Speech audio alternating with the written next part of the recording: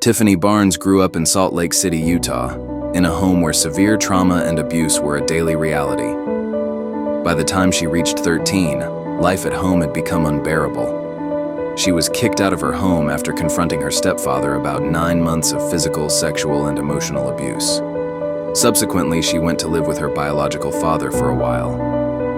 A couple of years later, Tiffany collaborated with a social worker to navigate the process of legal emancipation, which would grant her basic civil rights and legal independence from her parents. The process was finalized when she was 15 years old. At the time, her case was only the second of its kind in Utah for someone her age to become legally emancipated. Following her emancipation, Tiffany rented a basement apartment in Salt Lake City, worked multiple part-time jobs, and managed her education on her own. Despite these hardships, she excelled academically, becoming a sterling scholar and graduating at the top of her class.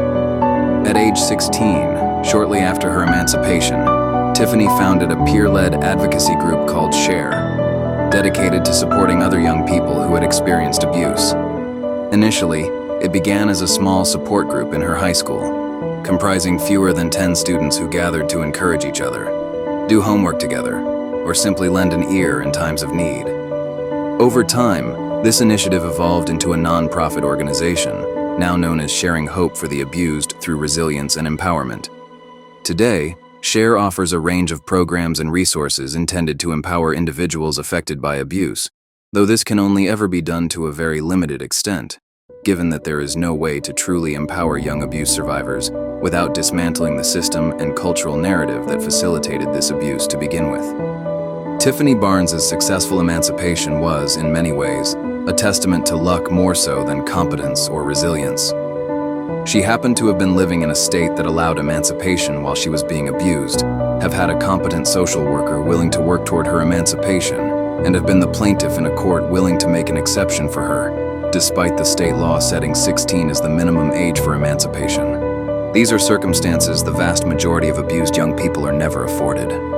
The majority of young people experiencing severe abuse do not have the resources, legal knowledge, or support necessary to fight for their own self-preservation and pursue legal emancipation.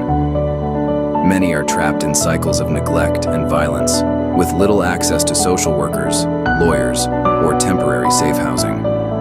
Even when they reach out to authorities for help, the legal system is often indifferent to their struggles or constrained by age restrictions that make emancipation impossible. Tiffany Barnes was a freak of circumstance.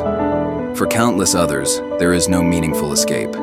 They are forced by the system to endure unimaginable suffering in silence, invisible to the public, ignored by the media, and left to bear trauma that a callous society refuses to address.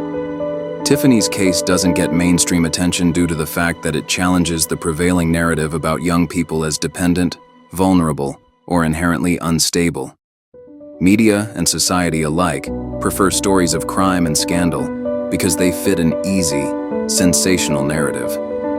They cannot stomach a story in which a young person exercises agency, fights for their survival, and succeeds on their own terms. Her story is uncomfortable to hear for a culture that profits from viewing youth as helpless or expendable, which is why her courage and resilience remain largely invisible, despite the urgent lessons her life has to offer.